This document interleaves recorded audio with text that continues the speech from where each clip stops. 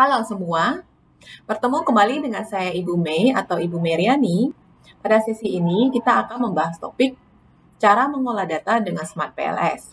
Setelah mempelajari video ini, Ibu berharap teman-teman dapat mengolah data dengan Smart PLS, meliputi statistik deskriptif, uji validitas, uji reliabilitas, R-square, F-square, Pet coefficient, model fit, T-statistik. Nah, contohnya Ibu punya model penelitian seperti ini, gaya kepemimpinan mempengaruhi kualitas sistem informasi akuntansi. Proses bisnis mempengaruhi kualitas sistem informasi akuntansi. Jadi ada 2X, 1Y, atau dua variabel independen, satu variabel dependen, atau dua variabel bebas, satu variabel terikat. Nah, seperti ini. Nah, ini adalah bentuknya kuesioner. Data ini dapat diperoleh dari kuesioner. Jadi, Ibu mengetahui apakah gaya kepemimpinan perusahaan mempengaruhi kualitas sistem perusahaan? Apakah proses bisnis perusahaan mempengaruhi kualitas sistem perusahaan? Oke, jadi ceritanya Ibu udah ngumpulin kuesioner pakai skala Likert, yaitu satu misalnya sangat tidak setuju. Kedua, setuju misalnya. Ketiga, netral. Tidak pernah, yaitu ya sangat tidak setuju, setuju, netral, sangat setuju. Nah, itu ya skala Likert. Oke. Jadi gaya kepemimpinan ada 4 indikator, proses bisnis ada 4 indikator, kualitas sistem informasi akuntansi ada proses bisnis 5 indikator, kualitas sistem informasi akuntansi ada 4 indikator. Nah, untuk mengolah pakai Smart PLS harus di-save as pakai CSV, deleted CSV, oke, save ya. Save, ini misalnya Ibu kasihlah data Ibu Mei 1 misalnya. Oke, save. Nah, setelah kita save, kita buka Smart PLS ya. Smart PLS, lalu buka seperti ini. Silakan free download di Google bisa ya. Nah, buka new project. Namanya misalnya Ibu kasih penelitian Ibu Mei. Oke. Lalu double klik. Nah, ini tadi kita udah set data Ibu Mei 1 ya, barusan 2 ya, oke. Oke, buka. Nah, ini sampel size 60, indikator 13, missing value 0. Kelihatan di sini mean, median, mean, maksimal, standar deviasi, excess kurtosis, dan skewness. Ini bisa dipakai untuk statistik deskriptif. Oke, berikutnya klik 2 kali penelitian Ibu Mei ini. Nah, ini ya yang panah biru, panah kuning. Oke, drag semua indikator ke tengah. Drag semua 4 indikator, di blok di drag. Lalu PB tadi ada 5 indikator, proses bisnis ada drag ke tengah. Lalu KSIA di blok di drag ke tengah. Nah, ini kan nggak rapi, kita pindahkan align indikator right. Nah, ini ya, align, klik kanan, align indikator right nih. Oke, lalu sekarang kita rename, ini tadi sesuai kualitas KSIA misalnya ya. KSIA sesuai model penelitian contoh tadi. Setelah ini Ibu kasih nama gaya kepemimpinan. Oke. Gaya kepemimpinan. Oke, ini Ibu kasih rename, misalnya tadi proses bisnis. Oke, nah ini mau dirapi-rapikan boleh pakai ini, drag, nah ya, biar rapi. Oke, lalu kita connect, klik connect, panahkan. Klik connect, panahkan. Oke, biru berarti udah bisa di run. Oke, calculate per algorithm, langsung start calculation. Ini biarin aja, nggak usah diubah-ubah. Start calculation. Nah, muncul seperti ini. Ini hasil outputnya kita pertama kali untuk ngecek normal atau tidak sih. Salah ya. Kita mau cek valid atau tidak, karena ini pakai kuesioner. Kita mau ngecek valid atau tidak. Kita lihat jadi validitas dalam Smart PLS itu ada 2. Yang pertama outer loading, yang kedua construct reliability dan validity. Outer loading dan jadi convergent validity. Kita lihat convergent validity dan discriminant validity. Validitas dalam PLS ada 2. konvergen dan diskriminan. Untuk konvergen bisa lihat di outer loading.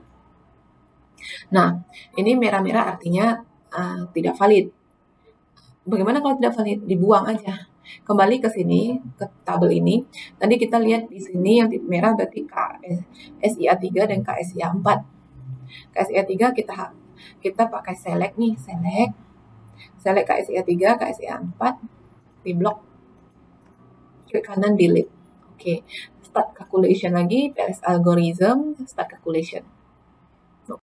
Oke, berikutnya diskriminan validity. Jadi validity tadi ada dua. Pertama itu konvergen, bisa dilihat dari outer loading, klik outer loading. Bisa nih, ada yang menggunakan 0,5, ada yang menggunakan 0,6, ada yang menggunakan 0,7. Peneliti ini menggunakan di atas 0,7, makanya merah-merah.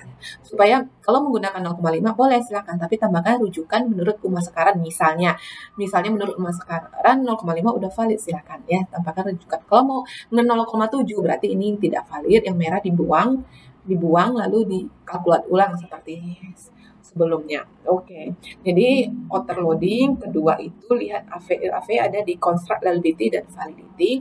AV itu di atas 0,5 maka valid. Nah, berikutnya itu ada diskriminan validity. Jadi ada konvergen, ada diskriminan. Diskriminan validity lihat Fornell ini. Jadi nilai ini gaya kepemimpinan 0,76 ini harus lebih besar dibandingkan gaya kepemimpinan dengan KSIA.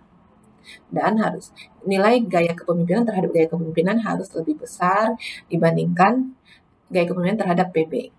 Sama nilai ini KSIA harus lebih besar dibandingkan KSIA ke PB. Jadi harusnya harus lebih besar dibanding yang bawah. Oke, nah ini maka lebih besar maka dikatakan valid. Oke, diskriminan valid bisa lihat Fornell dan bisa lihat cross loading, klik cross loading. Nah, cross loading lihat dari ini nilainya misalnya cross loading itu dikatakan valid jika nilainya di atas 0,05 misalnya ya. Oke, berikutnya uji realitas. Uji realitas lihat dari korba alpha. Nah, lihat ini korba alpha di ini, construct reliability and validity. Construct reliability and validity bisa lihat dari korba alpha. Misalnya korba alfanya harus di atas 0,05 maka reliable. Berarti ini KSIA tidak reliable misalnya ya, ini contoh. Nah, lalu lihat dari composite reliability.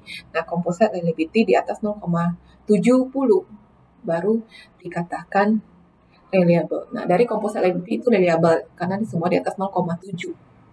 Oke, validitas sudah. Sekarang lihat R square.